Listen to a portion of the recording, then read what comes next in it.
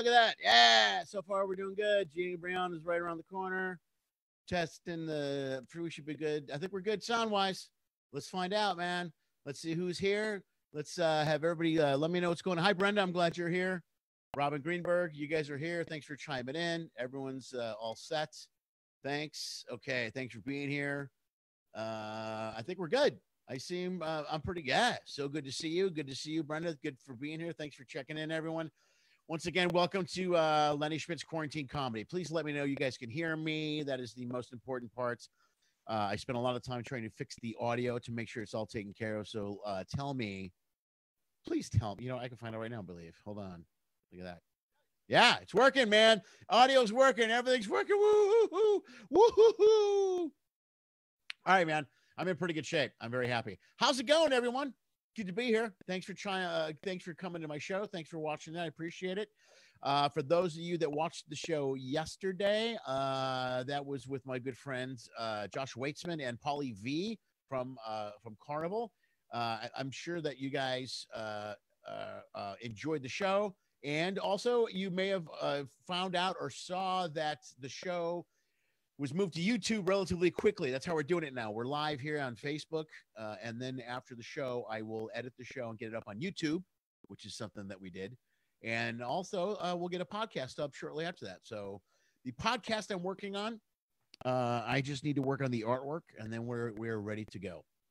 But you can catch yesterday's show on YouTube, as well as this show later in the week. You can catch on YouTube as well. But we're live on Facebook right now, as usual. A couple things I'm going to go over before I bring our guest out. I always read the news. Look how white I am. Oh my gosh, I got too much light in here. This is not cool.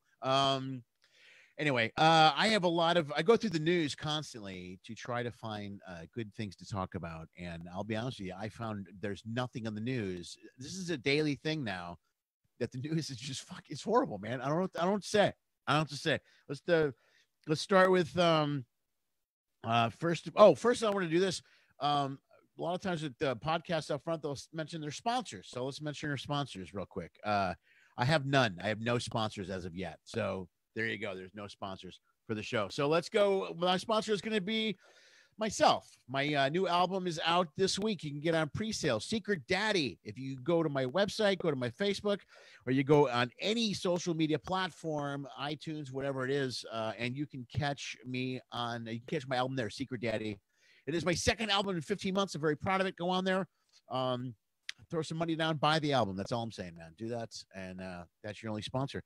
The only other thing I read the news. Let's see. Let's just knock off the bad news real quick. Carnival canceled 30 cruises for you cruise people that are on here. Sorry, man. That's get used to it. It's going to happen, man. Cruises are going to be, knocked down. So I guess just deal with it. Also, this is very encouraging. The United States fell to 58th on the all safest list for countries, according to Deep Knowledge Group. That doesn't even sound real. I'll be honest with you. I actually Googled that. And Deep Knowledge Group says that we are the 58th. So we're behind Mexico, by the way. Have you been to Tijuana? Yeah, I don't care if I don't care if there's coronavirus. Won't go to Tijuana. That's how scary Tijuana is. That's all I'm saying. I'm just gonna leave it at that. What else about the news? We had 60,000 cases in the United States. Thanks. Woohoo! Hey guys, wear your fucking mask. Okay, I'm just gonna say that. Uber Eats should sponsor me, Rachel. Thank you very much. I appreciate that. That's awesome. My pseudo night job should be Uber. Yeah, they should sponsor me for sure. Thanks, Rachel. I appreciate that. Cool. Gina's there. I'm sure she can hear me. She's texting me now. She's like, I have things to do. Let's go. We're going to get to Gina in like what else did I want to say? I think that's about it. 60,000 cases in California, 4,000 cases. I'm sorry, 4,000 cases in California, 60,000 cases in the United States. Really, man, wear your mask, dude. Alex is not, I don't know if he's here, if he's going to be here, but he went to Mexico. He said it's like a different world down there, man. You go in there, they check your temperature. Everybody's wearing a mask. People are following social distancing. I don't know, guys, everybody's like, nobody here cares, man. You got to look, can we just give it a shot, the masks, and try to be careful? Can we just try to not spread the disease? I understand some of you think it's bullshit, and, that's cool, but how about this? How about we just go like a month or 6 weeks with masks and follow all the rules and see what happens? That's all. Let's try that. Let's give it a shot. I don't think there's anything wrong with that. Okay. That's all I really have. Because sports are also being canceled left and right. If you're an Ivy League fan, sorry, no Ivy League sports this fall. So anyway, guys, wear your mask. That's what I'm going to leave it with. And with that, folks, I'm going to bring your guest out as we speak. Your guest is a very talented, very funny stand-up comedian. She is also a very good friend. Oh, I wanted to mention this also. I'm sorry. One more thing. The only good news, if you're a personal friend of mine, I'm going to say this because this is very important to me, and it just happened to me today. The paperwork is signed and everything is taken care of, and the judges have it, and we're all set. And as of now, my youngest daughter, Lily, officially lives with me forever. She's been staying with me just during the summer and COVID, and she was going to go to school in Illinois. But I got her registered here in California. She now is going to be one of my roommates. So I have 2 teenage girl roommates. So you can take that however you want. But I will tell you that I couldn't be happier to have my youngest daughter living with me, and my oldest daughter also couldn't be any happier. We're very happy. Anyway, I wanted to say that because that's a good news thing for me. So I'm extremely pumped about that. Folks, our guest, let's go. Bring her out here. Folks, very talented stand-up comedian. You might recognize her from, first of all, let's talk about her special, The Floor is Lava. It's on Amazon right now. You also could have maybe seen her on all kinds of TV shows and all kinds of stuff. She works constantly. She's always on the tour with Fluffy.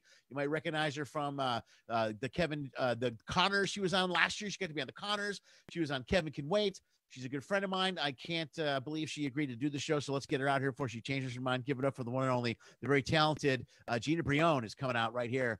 Let's see if I can get all this sound stuff done and correct. So far, things are going well. Yeah. Oh, man, there she is. She's connecting to audio. Gina, say something. Hello. Everything worked perfectly. So far, everything has gone off without a hitch, Gina. Thank you very much for being here. I normally screw this up horribly every time with sound and audio, but so far things are going great. How you doing?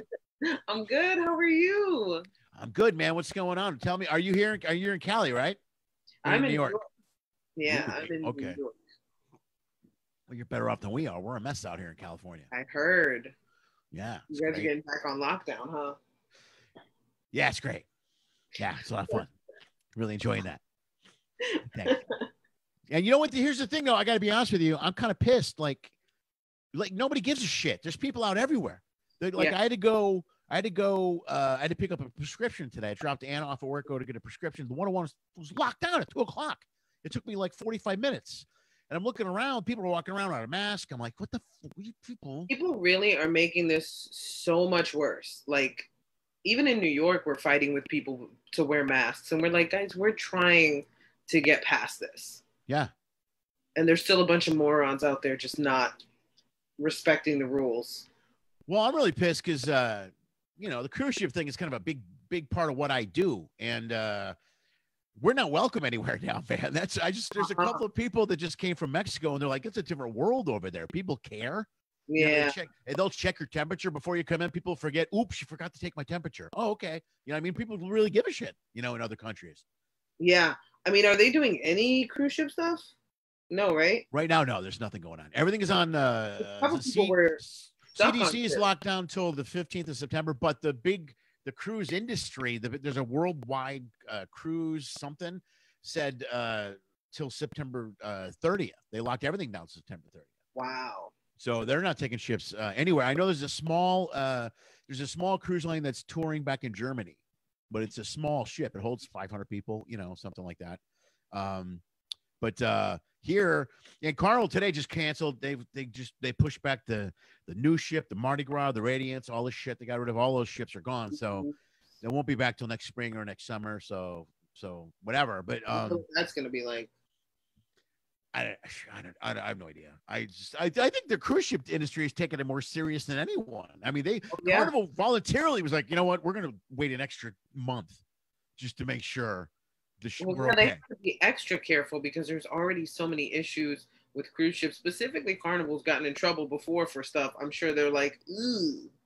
Let's be super careful because we don't want any problems. Yeah, can you imagine if they opened and then had to go back? What a nightmare that would be if there were people at sea and the amount of people that are on a cruise ship. Oh, forget it.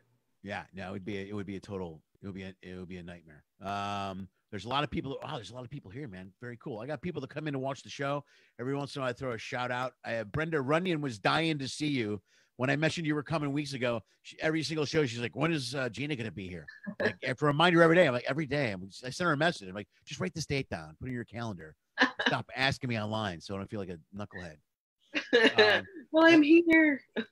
I'm here. Also, the girls are extremely, they both say hello. Oh, where are they? They're not here, the little shits. I mean, they care about you, just like they care about me.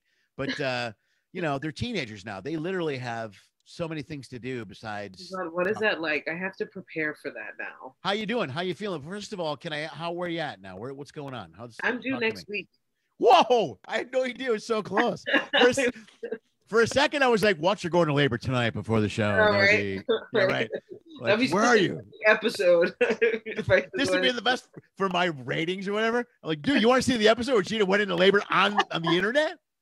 It was awesome. So much her water broke. It was insane. Right. Paramedics came in. They were looking at the screen, like, "What's going on?" I'm like, "Hey, get close, zoom in tight." I am due next week, man. So I am. Woo. How you?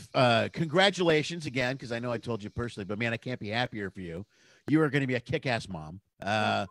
It's the best. It's you already know this. Your whole life changes, but it changes in such a great way. And it changes you and your husband both, because you guys are. I've never met your husband, but all you do is talk about your husband. So I would imagine that the two of you are very tight. So, yeah. And I watched your special, by the way. I watched the. Thank you. Yeah, I stole a clip from it that I could show later in the show if you want me, if it's okay. But if not, that's fine by me. You can show a clip. It's already out there. So show all the clips. Okay. I got my favorite clip from the show, actually, because I listened to it twice. I laughed really hard at this particular part. I'll mention it later. But no, I didn't mention what your ankles. No, I didn't mention your ankles. Your ankles again? We'll tell that story later. We're going to tell that story. I texted Kyle. I was going to try and get him to surprise pop in. But I couldn't. I couldn't get. He's somewhere. He's in an acting class or something. He's performing or something somewhere. So I think I want to say he was in California. Does that sound right? He was in Long Beach. I went and I met up with him actually when I was actually he was in Long Beach, and then he was he was in Maryland. When I think I happened to be in Maryland, and me and my husband went to, like, it was either Maryland or he was here in New York. For some reason, there was some ship that he was here for, and me and my husband went and we met up with him, and it was so good to see him. It was so good to hang out with him. What a gem of a human.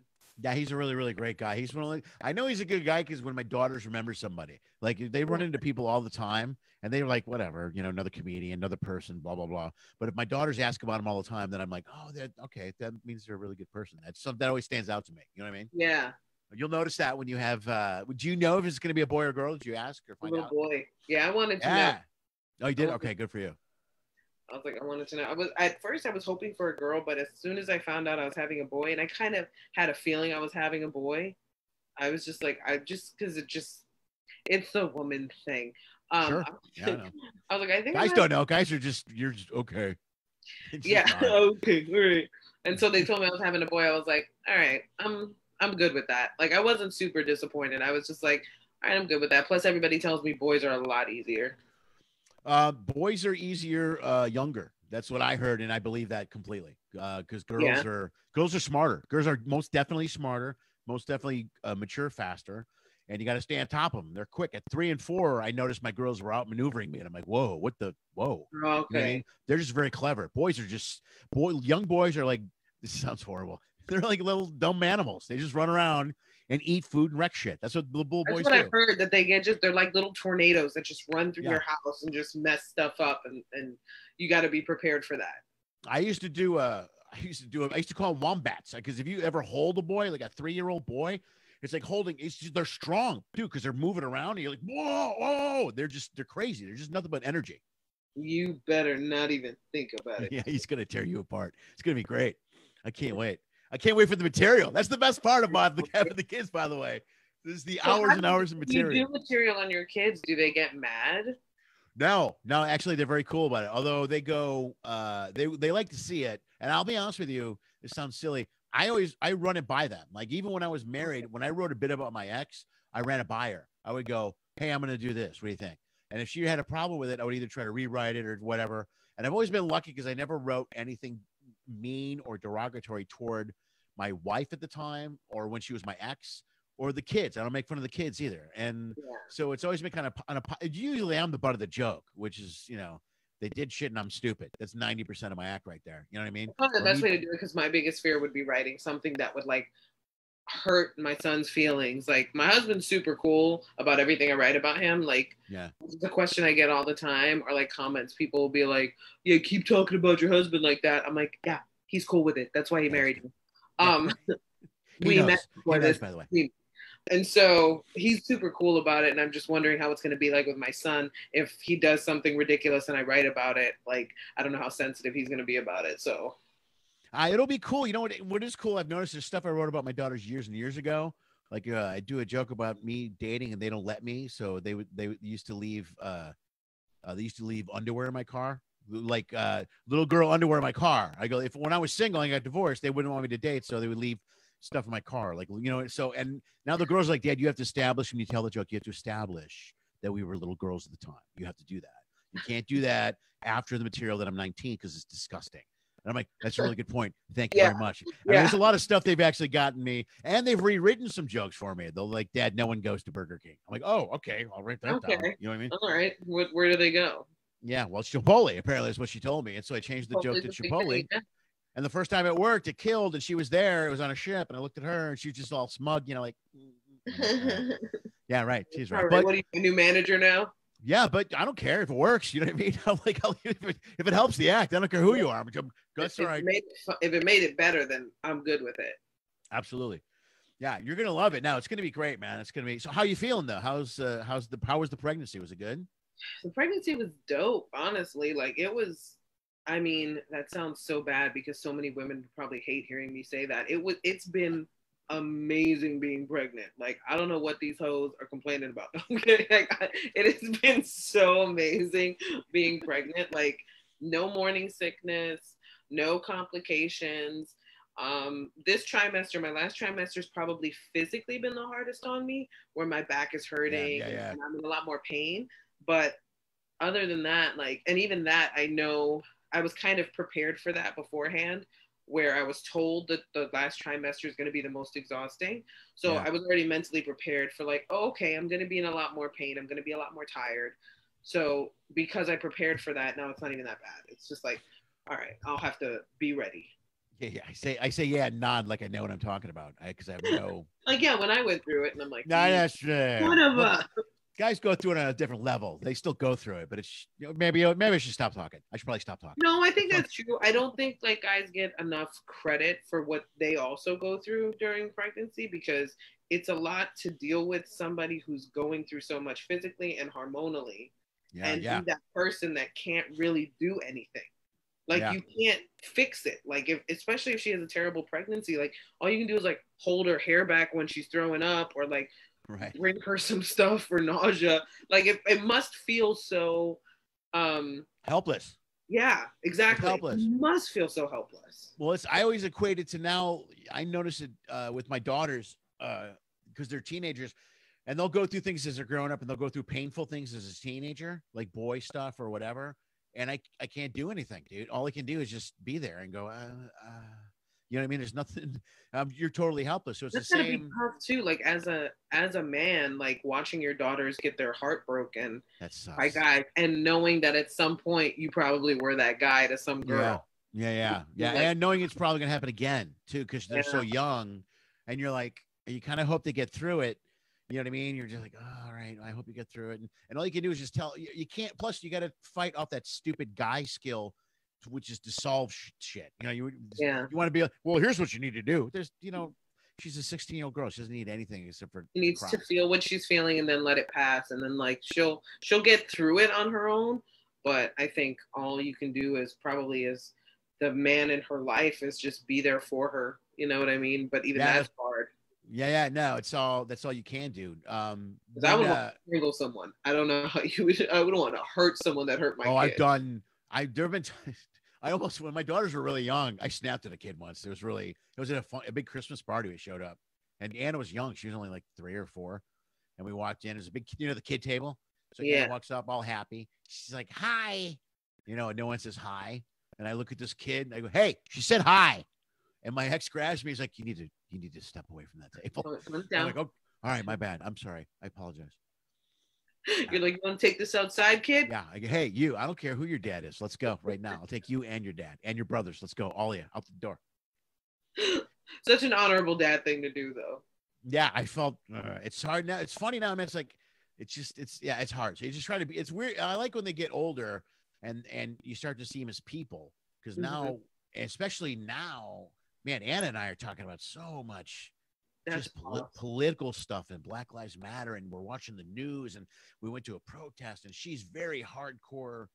She's very burn it all. And I'm like, okay, look, maybe we should talk about, you know, where the anger's coming from. No. And she's, you know, it's a weird thing to watch have that conversation with her. You know what I mean? But it's also amazing that you guys can talk on that level. Like, that's what I look forward to, is being able to talk to my son like that when he's at that age, instead of us being at odds and knocking heads. Yeah, I kind of look forward, like one of the things I try to do as a parent, and I'm pretty sure you're probably going to do very close to the same thing, is I understand my kids are their own person. They're going to make their own opinion. And, you know, when you were a kid, you just shut up. You shut up. You did what you were told, and you believed generation that raised us was not kind. Right. And whatever president they voted for, you wore your Nixon shirt or whatever it was you had to do. You know what I mean? You had to do all that stuff. And now I can have debates with my daughter. She'll get angry over a debate. I'll go, I disagree. And she's like, well, you're okay, boomer. And she'll leave the room, and, you know, which is fine. But I know it's crazy. She loves to say that all the time. She plans it too. She says, she'll set me up for little things. What do you think of this shirt, Dad? It's good. Okay, boomer, and then leave the room. Okay, hey, Casey Castine is here. You know Casey from Carnival? Yes. There we go. There's some people coming in. I love you. Miss you. Casey's another one of those people the girls are really best friends with. She was on the show a little while ago. Because she's a wonderful human. She's fantastic. Fantastic person. Brenda Runyon says hi, is one of my friends. Hi. There's gonna be some questions coming your way, so I'm gonna throw you a few. Okay. I don't have a ton of them anymore. One was, how are you feeling? How's the pregnancy and all that stuff? They're glad the pregnancy went well. All the women are chiming in. Thank you. I shut up and I don't really say anything. My ex, when we had the two with Anna, and when my ex was pregnant with Anna, she was like you. Pregnancy was nothing. It was great. It was a picnic. We'd go out. You know, the last 3 months were a little difficult, you know, but the second one, Lily, man, I couldn't even make coffee in the house. I had to take the coffee pot out of the house and go down to the courtyard and plug it in and make coffee. And she, at the time, I was very sensitive to smell in the beginning. And I remember, because actually it was before the Amazon special is when I found out I was pregnant. And I was working with my writing partner, and he had some like rotisserie chicken or something. And I was like, dude, I love you, but please get that chicken away from me right now. I was like, move. I need you to get the chicken away. I couldn't even, for the first trimester, I couldn't smell chicken. Right. Like, it just certain types of chicken I couldn't right, okay. And I just right away, I was like, oh, no, we're not doing rotisserie chicken. Yeah, there was a whole, for Lily, like with Anna was good, but with Lily, there was nothing. I couldn't cook because I cook a lot. I couldn't cook when Vess was pregnant with Lily. I couldn't cook at all. So at the time, I had a writing job and I was working from home, and she would go to early in the pregnancy. She was working at the bank. She would leave, and I would cook. I'd cook in the morning at like 8. She'd come home at 5 at night. She would, did you cook today? I'd be like, Jesus. Yeah, it's like a superpower. Your smell becomes so sensitive. Dude, it was so. Also, I don't know. I've asked other people this. My wife smelled a certain way when she was pregnant. Like she smelled different to me. Like when she was pregnant with Lily, I knew before she did. Wow, because I was like the familiar smell from when she was pregnant before. I go, you're pregnant. She's like, oh my God, you think so? I go, yeah, you're definitely pregnant. That's great. What did she smell like? I can't describe it. It's just that, you know how it is when you're with someone and have a smell or whatever. Well, there was just a different smell coming out of her, and I'm like, I just knew it immediately. Like, oh my God, you're pregnant, and I just knew it. So that's so crazy. It's really creepy. I know it's weird, but I just knew it immediately. That's weird, but awesome weird. Where it's like you would notice that she smells different. It's kind of like I've been fascinated by everything my body has gone through during pregnancy. Like, I can't help but treat this like a science experiment. Everything that changed, I'm amazed by. When my sense of smell became soup, that's actually how I sort of knew I was pregnant. I was sitting at the Comedy Cellar, and again, I was with my writing buddy Jason, and we're talking, and I'm smelling somebody's pasta like it's sitting in front of me. I can smell that somebody has pasta with sauce and Parmesan cheese like it's in front of me. And I'm going, I looked at my buddy and I went, somebody's eating pasta. And then I paused and went, we got to go to CVS. I was like, something's up. I got to go to CVS right now. You understand? So we got to go. My friend had told me when his wife was pregnant, her sense of smell got sensitive immediately. Like that was the first thing. That was their first sign. So as soon as I smelled that, I was like, oh no. It happened. Yeah, right. Yeah. And sure enough. Ding, ding, ding. Yeah. When Vest found out we actually went to a dinner party and we were smoking cigars. And immediately she was like, it just hit her a wrong way. She was just like, those are disgusting. And I'm like, what, the cigar? I know you don't like it. Just no, for some reason, and she really made a big stink about it that night. I remember going, I don't know what the big deal is. But she was inside. We were outside smoking. So she could tell we were smoking. It's like five guys smoking cigars in the patio, and she just picked it up, came out, and she's like, those are gross. I'm like, I know. Like, I guess. I'm sorry. But she just knew immediately. Wow. I'm glad it went good, man. I'm glad you're with your husband. He's not traveling anywhere now, right? No, we're both here. We've both been quarantined the whole time.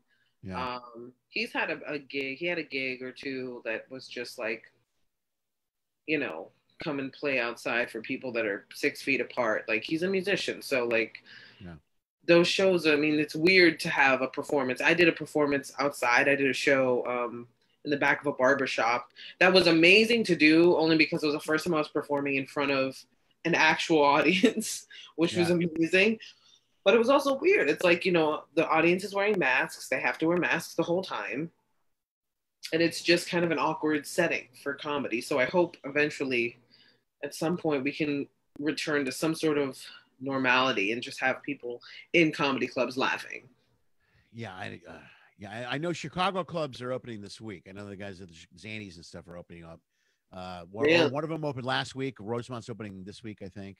Wow. So, yeah, I don't know. I don't know. Close. I know the people in New York are getting frustrated. The club owners in New York are getting real frustrated.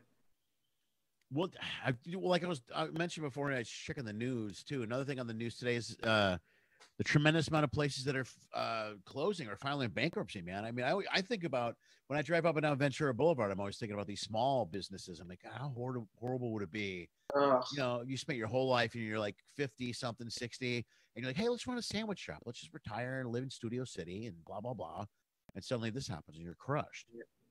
And now there's companies everywhere that are filing chapter and whatever and closing stores and all this stuff. And then here in California, they open and then closed.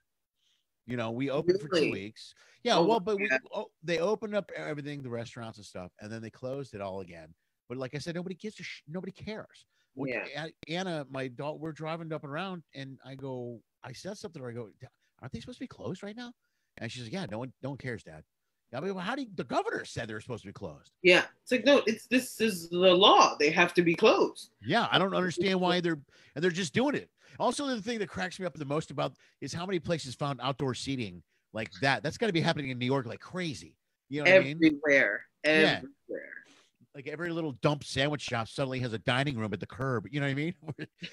There's card tables and folding chairs everywhere. It's like those little picnics you went with your family. That has a patio? Like, what is going on? Right? Have a seat on the fire hydrant. We'll be right with you. Like, wait, what? All right. It's totally safe. Don't worry about it. It's all good. Don't worry about the rats. They're good. They're part of the company. They work here now. We've hired the rats. You've seen them up. You know how this works. Come on. It's Ratatouille. Do the math. It's not that big a deal. The waitresses make more money on unemployment than they do working for us anyway. So why don't you just stay here? Right. Just sit here and eat your sandwich. Just be glad you're eating. Right. Yeah, that's been a thing out here. Like, as soon as we opened up, there were restaurants that just all of a sudden had outdoor seating because they want the business. I mean, I can't even blame them because it's just like, I mean, they're trying to survive too. And I'm like, all right, well, I can't blame you, but this is hella awkward. I don't understand. Here's what I don't understand. I mean, since this started, however long ago, I've been complaining about it because I'm not happy with the masks and all the other crap. But my whole approach was during this show, and everything I said online was, let's just follow the stupid rules for a couple of months and see what happens. Just follow the rules. Let's just do it. Because they told us from the beginning, if you don't follow the rules at the beginning, this is gonna drag out, and that's just now it's all coming back. Now it's getting worse. So did you ever at any point get super paranoid? Did I, as far as no, because I don't, maybe I was not, but I also have I'm a big believer in this too, though, because of not just cruise ships, but like what we do, we travel, we entertain, we're in airplanes. I think our immune system has got to be insane. You know what I mean? Like I haven't had a bad cold in years. I keep saying that. Yeah. I was at a psychopathic level of calm this entire time. Like the whole time I was just like my husband was kind of freaking out, and I think it's normal to freak out. Like I think it was normal to freak out. What I'm saying is I don't think it's normal how calm I was from the start, where I was just like, okay, so we got to stay home. All right, I'll stay home. All right, so we got to wipe stuff down. All right, I'll wipe stuff down. It was just, I couldn't. And then all the information that was coming in, at some point I was like, all right, I'm done.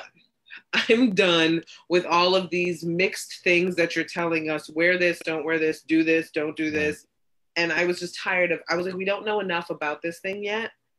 And they're going through trial and error, and we're just taking everything as absolute truth when nothing they're saying is an absolute truth. Right. I'm like, it can't possibly be, because in the same sentence, they're telling you something that you're taking as an absolute truth. They're telling you that they still don't know what this thing could become. Yeah, they have no idea. Yeah, they have no clue. They're learning on the fly. Yeah. And you're just taking their word like it's gospel and just running with it. And I'm like, I'm good just staying away from people. I'm cool. Yeah, well, that's what I did. I just stopped watching the news. I stopped watching the news, and I wear the masks all the time. And I don't really go anywhere. That's starting to get a little, I guess it's a little frustrating, because the girls and I usually go out and do a lot of stuff. We go to Universal, we go to the beach. There's all kinds of stuff. And just today, Anna was like, we need to go to the beach. I go, we can't go to the beach. They closed them again. And she's like, okay, I don't know. And so I don't know. It's a little bit, I was never paranoid.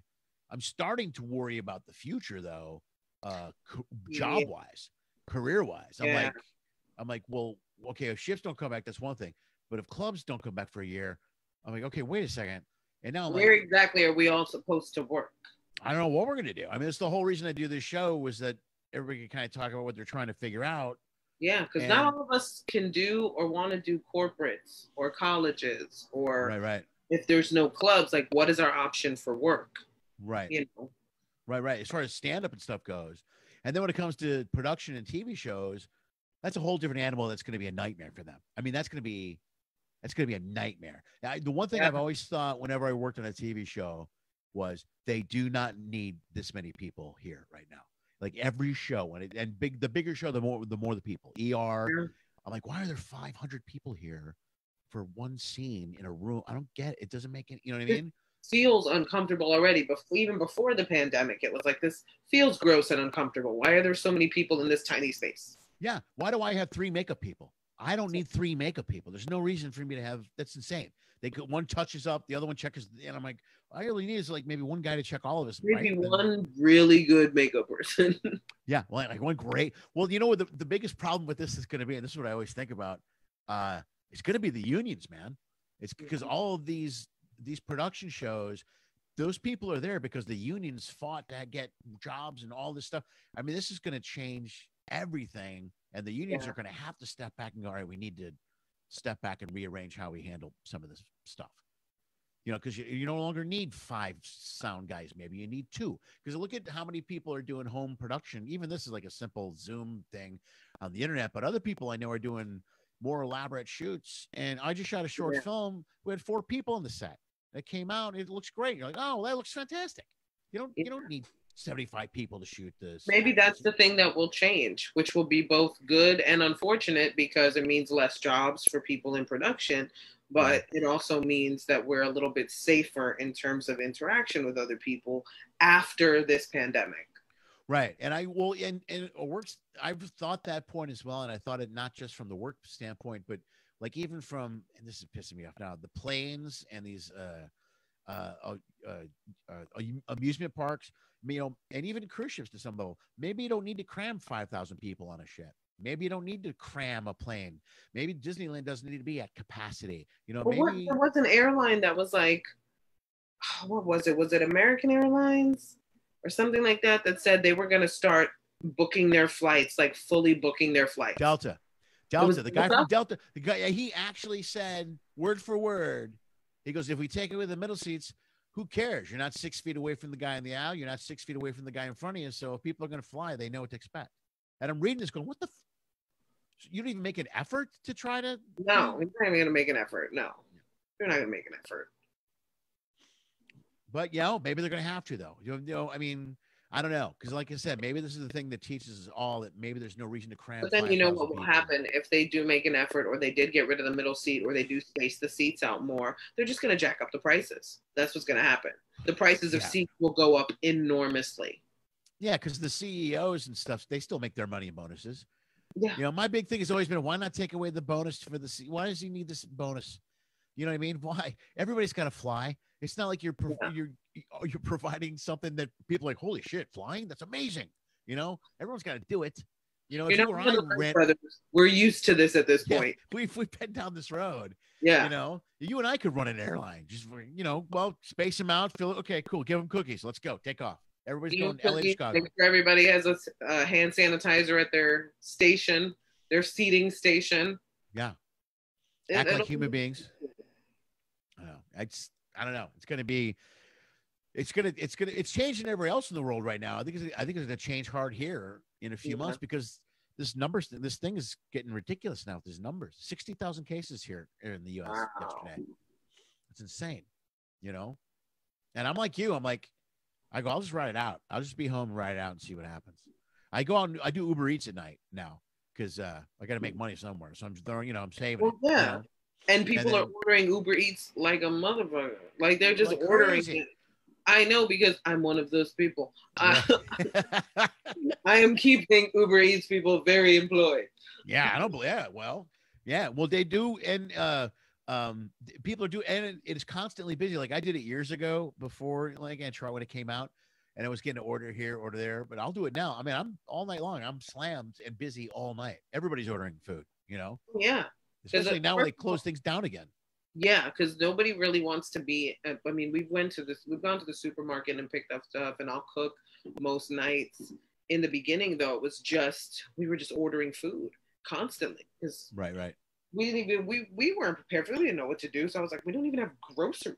Like, we got to go out and get groceries. That's how unprepared for this we were. Did you go out and do any of the shopping during the crazy panic time?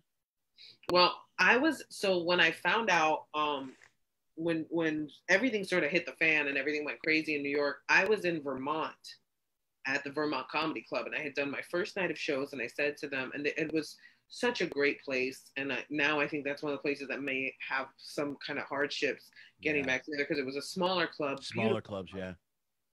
And I asked the guy, I said, hey, so are we good for the rest of the weekend? Because I'm hearing a lot of weird stuff, and I don't know. And he's like, yeah, we're fine. The next day he called me like at noon, and he was like, yeah, I'm going to leave your check at the front desk because we're canceling the rest of the shows. And I'm like, oh, okay. So I went shopping for all that stuff, like cleaning supplies and wipes and toilet paper, everything. I went shopping in Vermont while I was out there, because I was hearing everything was gone in New York, and people in Vermont weren't freaking out yet. So although a lot of the shelves were empty, there were still places where you could go and get cleaning supplies. And that was my main concern, was having a lot of cleaning supplies. And, we dealt with the toilet paper issue, and we're lucky enough to find toilet paper when everybody was going toilet paper crazy. And we were able to find some, but, that's how we kind of made it through the first month and a half worth of supplies that I bought from Vermont. Right.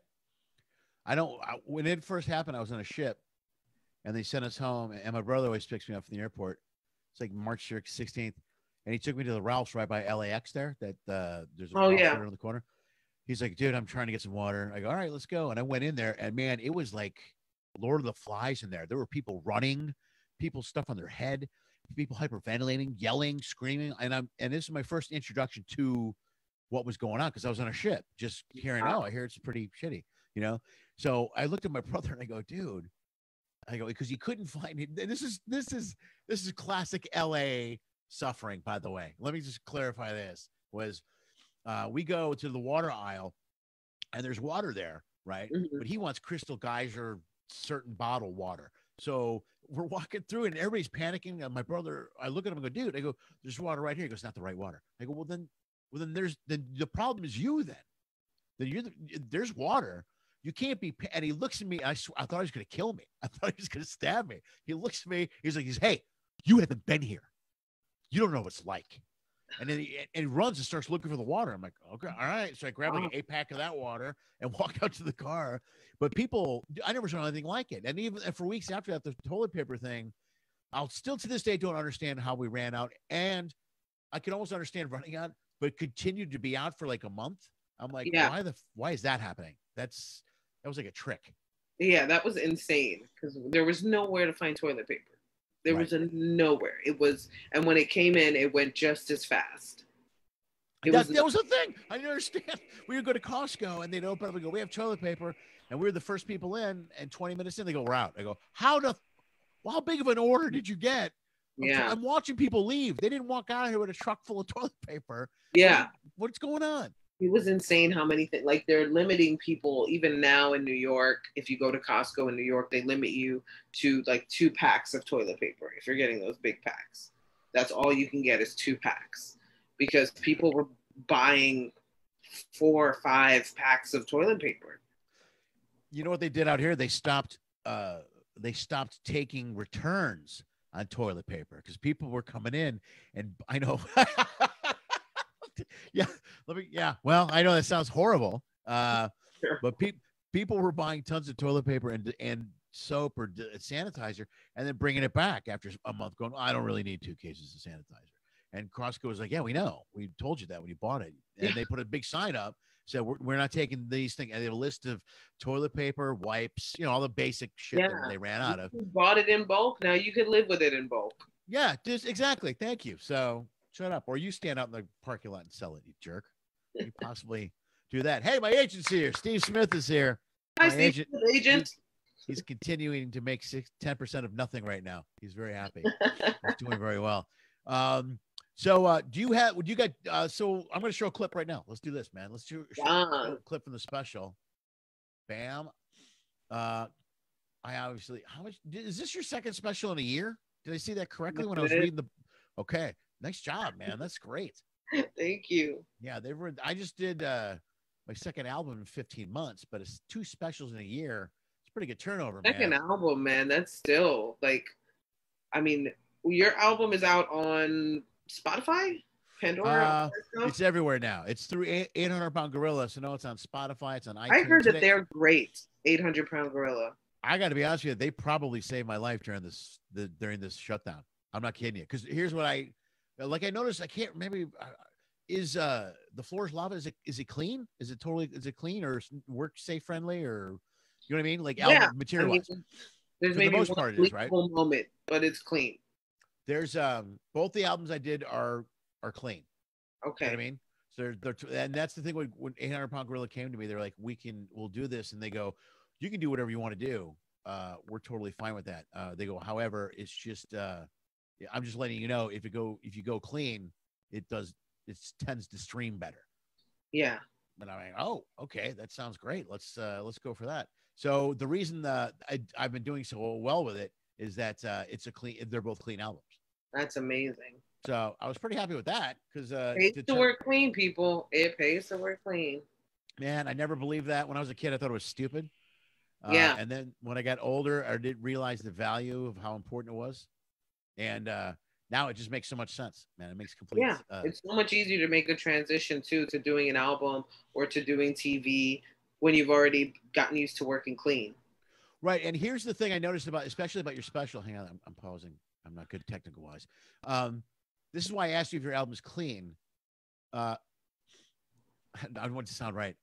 You're so this is gonna sound like I'm kissing your ass. You're so brilliant. You're so clever. Well, thank you. Your material is very, very clever. You know what I mean? It doesn't beat you over the head. It's not the stupid, you know, it's very clever. Even all the stuff about even the stuff about your family when you wanted to this. This is not the clip I'm going to play, but you do that. How you're going to get you need to get a maid, and it's your aunt that shows up, and and that your stuff is so written clever. And I think it's easier, not easier, but you tend to become a more clever writer if you focus on writing more clean anyway, because you have to be. You don't have a choice. Yeah, because I'll write a bit one way, and even if there are curses in it when I initially write it, I have to go in, clean it up, pull those out, figure out what I can say to replace that. Because I want to write in the most natural way possible. So I'll just write what I'm thinking or write what I want to talk about. And then I have to go in and edit. And that's the part that just, I feel like makes you sharper, because you got to go, okay, how can this still be funny if I take these curse words out? Is it still funny? And if it's not funny without the curse words, then why am I doing it? Right, exactly. You nailed it. That's my biggest thing about writing clever and working clever is this. It's not that you're working clean. It's that you're finding the proper way to get your messages across and talk about the things you want to talk to while being clean. And that's a huge difference. Like anybody can go up and be clean for 30 minutes. Anybody can go and be blue for 30 minutes. But for you to be clean for 30 minutes and do material you're proud of, you've got to focus on it and edit it out so that you're proud of the material when you perform it. Yeah. And I mean, and people are normally surprised because I got a potty mouth like a sailor in real life. Like I am a sailor in real life, just every second. And it's because I know, like, I became so aware of it on stage that when I would curse on stage too, like when I started comedy, I would see the audience, like, it just didn't fit me. So they would just recoil, like, Gina, no. Like every time I would curse on stage, why? Oh, how cute. Not you of all people. Oh. And I was like, oh, maybe I should try this without the curse word so they don't get so frightened. That's hilarious. That's beautiful. All right, let's go to the clip, man. This is, I'm going to see if I got it queued up correctly, but let's give it a shot. I believe in you. I believe in me too. All right. Dry cleaning, loser. He's like, yes, mistress. Exactly. Okay, I remember there was one guy I was dating for a little bit. He wanted me to stay over, like spend the night, but he had a sleep apnea machine. And I was like,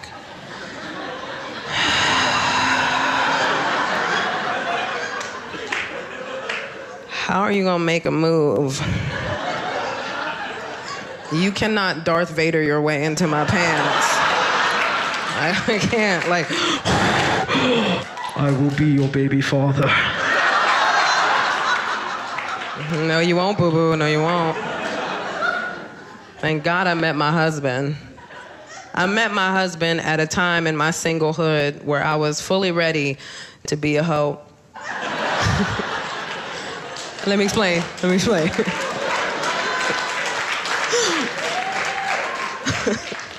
Every woman reaches that point in her singlehood where she gives up on the pursuit for a relationship and she waves the white flag of wholeness. And she's like, I can't do this no more.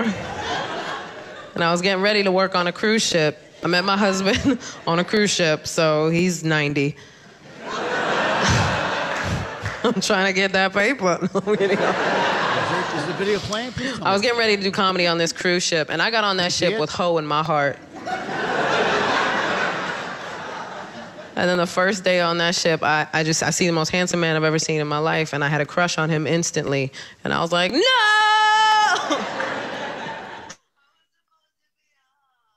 All right, hold on a second. Did that not play? For me, the audio played, but the video did not. So I don't know if everybody else saw the video. Oh, this is really annoying. But you know what? Maybe Amazon is not letting me do that. Amazon, the powers that be are like, sir, excuse me. You didn't okay this. We did not okay this, sir. Well, it's you. You should be happy about that. They're protecting your shit. Like, I know they are. They're very protective. They're very, very protective. Like, I'm very comfortable with how Amazon and Comedy Dynamics handled the whole process of making the special. I was very happy with it. Right. Oh, really? It was good. Okay, good. Yeah. All right. My favorite bit is it didn't play. All right. We're going to talk about it. Audio. Oh, the audio played, but no video. That's really. Well, you guys got the audio. Well, you know what? I'm gonna do this and listen to this and see what happens.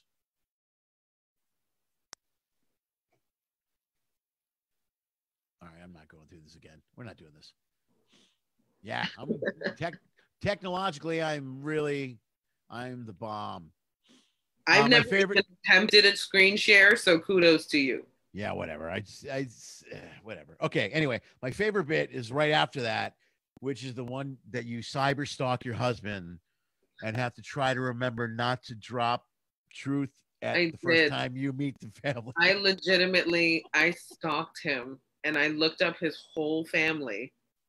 This is because I was like, I gotta know this guy.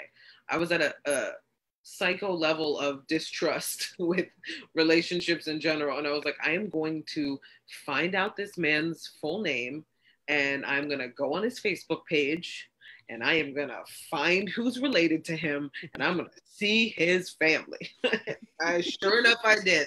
His mom was the first one I found. His mom was the very first one I found. His dad was not on Facebook. I was a little disappointed, but I found his I was able to find his mom, and that was the important part. And then I found his sisters after that. Oh my God! So that's completely true. Yeah, I found his sisters and his brother after that. I did. I was like, I'm not taking no chances. I want to see that he comes from a good family. I want to know what his family's about. And I did my homework. And then I had to pretend like, you go and you meet them and you're like, you pretend like you don't know somebody's name. Like he's introducing me to people and he's like, this is my sister Megan. And in my head, I'm like, I know. I already know. That's hilarious. Oh my God, that is the funniest thing I've ever heard. Yeah, that's hilarious.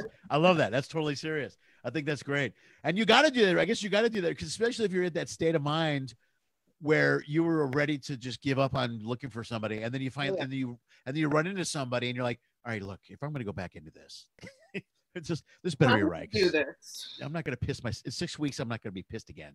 Yeah. I'm not going to go through this with somebody else. I was like, I like this guy. I want to find out about this guy and see if he's legit because, you go through the whole dating process and I'm sure like you've been through this with other people before where it's all BS. Like nobody knows what they want. And if you're decisive, like I'm a very decisive person. So even dating, I was probably really creepy to people because I'd be like, I like you. Do you like me? You want to be my boyfriend? Awesome. And like, that's how I made the decision. You want to be my boyfriend? Fantastic. I don't have to do this again with a stranger. I'm down. Money. But a lot of people just in the casual dating world, and I had never really experienced casual dating because I'm a serial monogamist.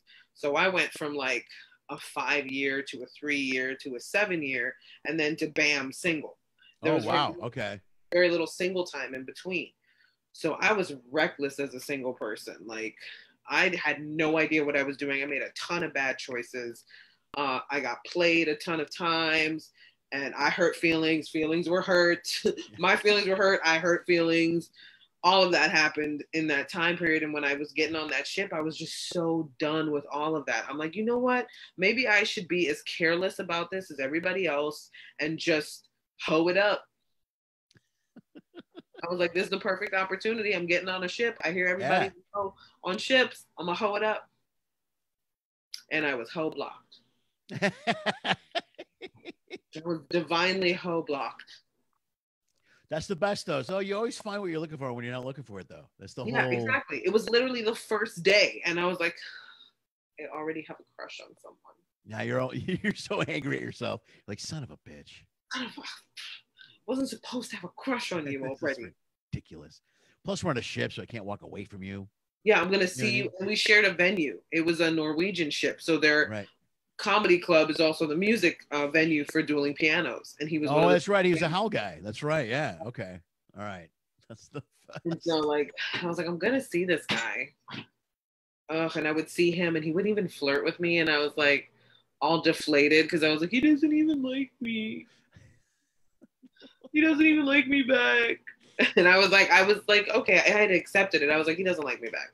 And then one night we bumped into each other and he had been, it was his night off. So I was performing and he was watching from the back and he came up to me after the show and he was like, he was a little tipsy because he was with his boys. He had a little liquid courage in him. That is, baby. He was just like, I never got to see you perform before. You're so funny. And I think you're the most beautiful female comic I've ever seen. And I went, that's very specific, but thank you. You didn't have to bring my profession into the mix. And then the whole night we just stayed talking, and he just kept telling me how beautiful he thought I was. And we talked about comedy and music, and I had a love of music and he had a love of comedy. And so we just kept kind of talking about what we loved about each other's professions. And, you know, when somebody tells you they love comedy, I think all of us are like this, or it's like, okay, well, who's your favorite comic? Like, we want to know what your tastes are. Like, I'm always dreading they say the wrong person. I know. I know. Like, he was like, well, Bill Burr. And I was like, okay, you're good. Okay, cool. As soon as he said Burr, I was like, all right. We're good. You have taste. Thank goodness. Yeah. He's legitimately amazing. So continue. The list starts with Burr. I want to know who else is on the list. Yeah, I don't know. I'm going to just stop at Burr. I'm like, that's good. It's good. Let's leave it there. You don't win. Bring up anyone else. Don't mess this up, because you might name somebody down the line that I don't like. You might just list somebody that I hate. Yeah, so. Like someone I personally have I hate that guy. Don't get along with him at all. That fucker owes me $50. Yeah, and then they got to hear them praise how funny this person. I've been in those situations where, and you try to be polite, and you just nod it off. You're like, the special with the cow and the thing and the poop. Yeah, the big poop. Yeah, great. No, yeah, it's brilliant. It's kind of brilliant. And then the question: have you ever worked with so and so? And you're just like, what do I say? Because yes, and they are the devil. Doesn't seem like the nicest answer to give. It's always crushing when you tell somebody they're really bad, or they tell somebody their heroes are jerks. Yeah, it's like you ever meet someone as your hero and you're like, I don't want to meet any of my comedy heroes, because I'm so petrified that they are going to be awful. Right. I don't want to ruin my idols like that. So it's like, I don't ever want to meet them. I will legitimately avoid meeting them. Yeah, right. That's smart. Yeah, because it's really hard to find out that they're jerks, and you're like, oh god, I really was hoping. Yeah, even with comics I don't idolize with, but like idolize at all, and people I just meet. I've met some comics and I'm just like, oh, you're a terrible person, and that's unfortunate. Like, you have so many fans, and if they knew how you were as an actual human being, they would dislike you so much. But they only know that public persona you put out there for your fans to like you. There's people that are amazing with their fans, but you get them behind closed doors and they are horrible human beings.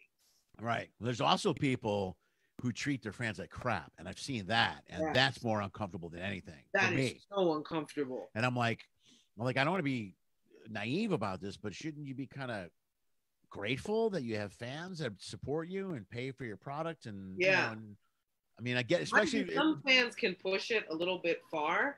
Yeah. But no, I'm talking about just in general, like a nice person coming up, you know, for an autograph, and somebody's a real jerk to him. You're like, whoa, what was that about? I saw this thing. I'm not going to say who it was, but those of y'all who know me, y'all know who it was.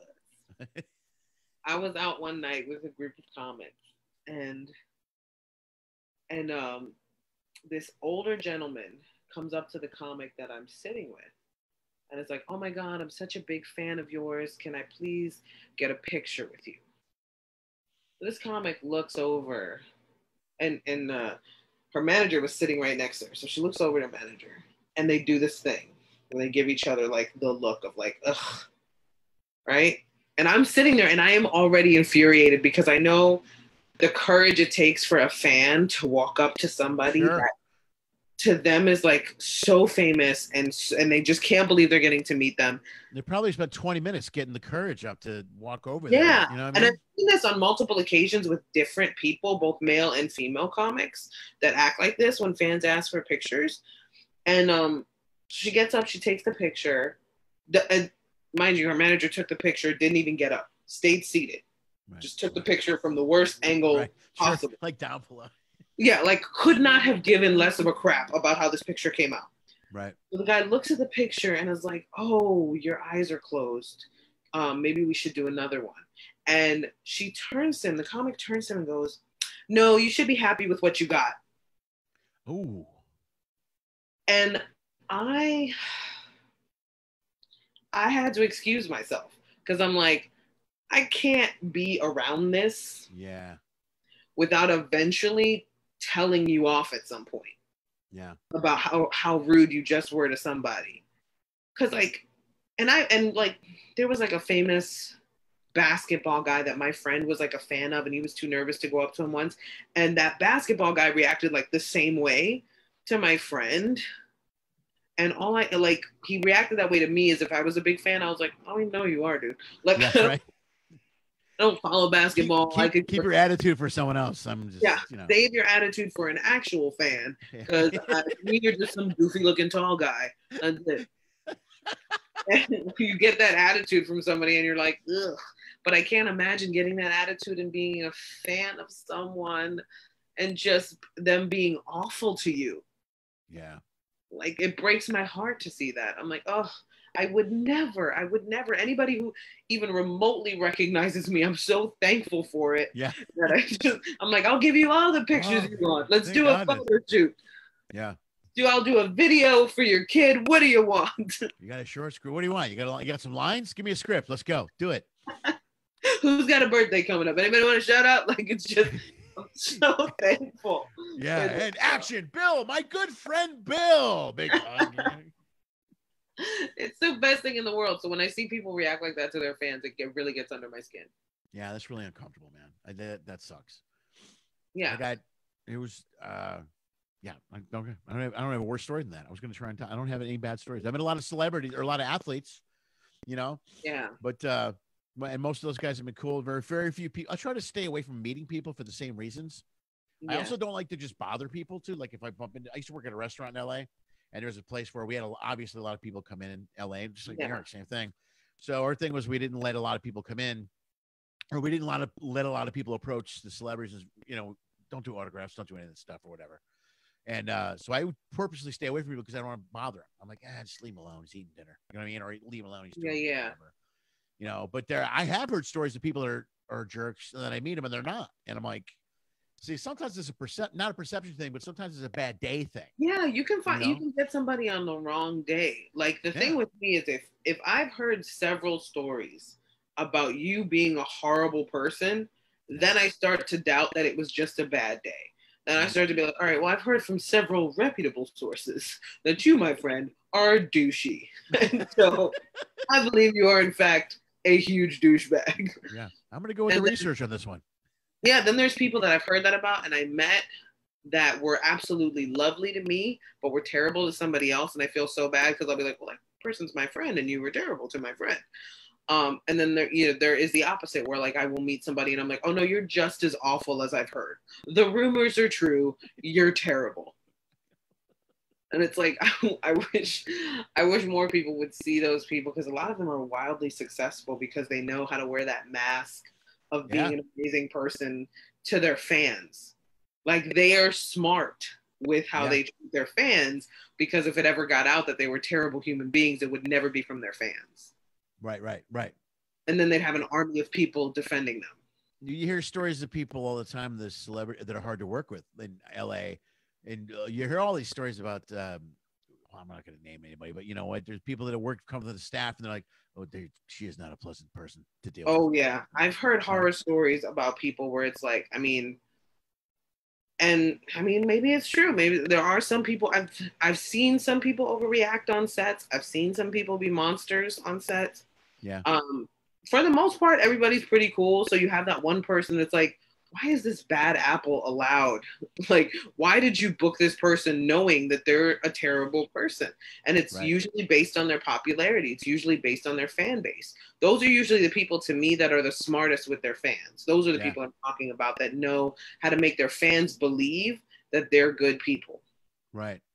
Well, I think it almost seems like a lot of that for a while, the last year or two, it seems like a lot of that stuff might be changing in Hollywood. Because there's a lot of people that have been very, very popular and strong. Well, I mean, look at Harvey Weinstein, of course, is a different story completely. But there's other directors that have been difficult and they don't work anymore or people don't work with them because they're difficult now. That's starting to happen more and more. Because I would always read stories about a director and like, oh, yeah, he's always an asshole to everyone. And you're like, well, why is he working?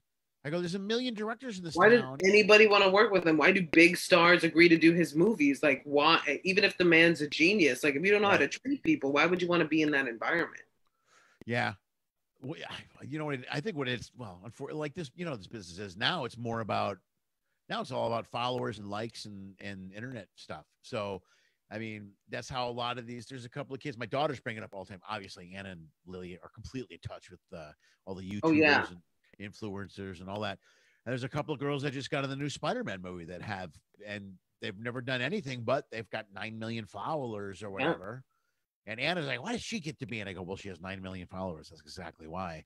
You have to understand how the industry looks at it. The industry looks at it like that's a given fan base. That's 9 million people that will watch this movie just because this girl's in it. At least once. At least once. At least they will come to the premiere. As soon as it premieres, wherever they're at, they will go to that premiere. And I can guarantee you that's the way they're thinking about it. Yep. They'll buy it. They'll rent it. They'll get the merch. They'll do, there's a dollar sign that I don't know it. But that's $22. What's that mean? Well, if you do the numbers and you balance it out, 2 tickets, that means that every follower means that we're going to make at least $8 or whatever off that follower. Just based on that one person's following, you've made your money back from funding a movie. Absolutely. Yeah, absolutely. You're 100% correct. So once you get that name attached, and that goes back to the whole getting anyone attached to a movie. Once you have a name attached to a movie, then suddenly it's paid for. Oh, good. We're good. We got the funding. We have nothing to worry about. Then I can pay back the investors. That we're good. You know what I mean? That's what it comes down to. It's all money. Everything's money. It is. Everything is money. Everything's money. All right, Gina Brillon, that was this was great, man. I can't thank you enough for being on the show, man. I'm sorry the clip didn't play correctly. I'm going to blame the clip. I praise you for your effort in screen sharing. Thank you. Well, it's not me. It's my tech is run by a bunch of 8th graders in Romeoville, Illinois. They handle all my tech, and I'm going to yell at all of them. Those kids from Westview, the AV department. Child labor. Good one, Lenny. Child labor. Yeah, it is. Well, you know what? I wanted to stop, but then during the coronavirus, I can't fire them. They won't let me get rid of these kids. They're home. They're not doing anything. You got to help these kids out. Now you're helping them. I am. And one of the kids is in 8th grade, but he's failed 8th grade 5 times. So he's actually over 20 years old. So just do the math. It's really not that big a deal. I think I covered all the questions. Everybody was so sweet, man, to come in and see you. Everybody couldn't wait to see you. They said they all congratulations on the baby. Thank you guys. The next week, the whole next few months are going to be a whirlwind. I hope you get sleep. I hope everything's okay. The first 3 months are brutal. It's I'm sure you've heard all the stories. You're going to be fine. This is for you. It's almost the perfect time for you to have a baby anyway. This not gonna lie. Fell into line with your personal, you know what I mean? So you don't have to worry about touring or canceling dates or anything, man. You're set. Yeah. I'm good. Yeah. You got your own maternity leave all built in. That's good. Get a little bitty baby mask, put it on a little baby, and I think you'll be all right. You'll be set. I have to get him a little baby mask. Baby do that. Everyone, that's Gina Brillon. Thank you so much for being here. You are the best. Thank you guys so much. Take care. Good luck. Stay healthy. That's I hit the wrong button. Yeah, more problem. These stupid kids from Romeoville right now, they can't even get that right. There they go. Bam. Okay, that was Gina Brillon, man. She's fantastic. Thank you guys so much for tuning into the show. You can catch the full video. We'll be up on YouTube tomorrow morning, and the podcast will be up before the weekend. We're starting to get little things in order. If you enjoyed the show, come back every Monday, Wednesday. Oh, we have a special show tomorrow, by the way. Special Thursday night quarantine comedy tomorrow, 6 o'clock, with my good friend Jeff Jenna will be here. So give him, he's out in the Cleveland area, stand-up comedian. He's been around for a long time. He's old, very old. Jeff Jenna is very old, but he'll be here tomorrow. So I'm sure he'll enjoy being called old when he's here. So besides that, thank you guys for being here. If you enjoyed the show, be here every Monday, Wednesday, and Friday live, 6 o'clock. And then you can tune into YouTube to get the downloads podcast. If you enjoyed me as a host, follow my Patreon page. You can do that. You get all kinds of extra bonuses to join the Patreon page for as little as $5 a month. You can get live streaming comedy shows. You get a writer session, by the way, the first writer session of this year or of this month. I'm sorry, that was weird. The first writer session of this month is coming up this Saturday. So the writers session is coming for you guys that are on watching, that are Patreon members. Tune in or be advised. You will get information. Oh, I don't know what happened either. Sorry. I'm getting distracted. Anyway, you guys are great. Thanks a lot. Take care of yourselves. And always dream of Pinky.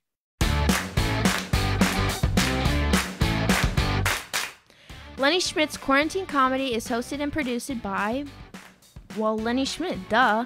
If you enjoyed today's show, like the video on YouTube, give it a thumbs up or a way to go or whatever the most popular social media thing these kids today are doing. It goes a long way and it really helps us out. Check the description below for info on all today's guests, as well as the host. If you're a fan, you can follow them, like them, or even support them.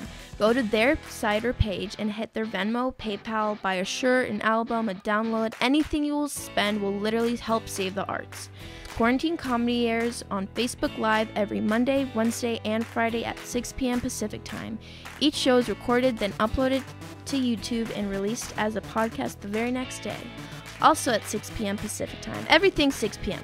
We keep it simple. That's all we can handle. Thank you for listening to my dad's show, and as always, dream of Pinky.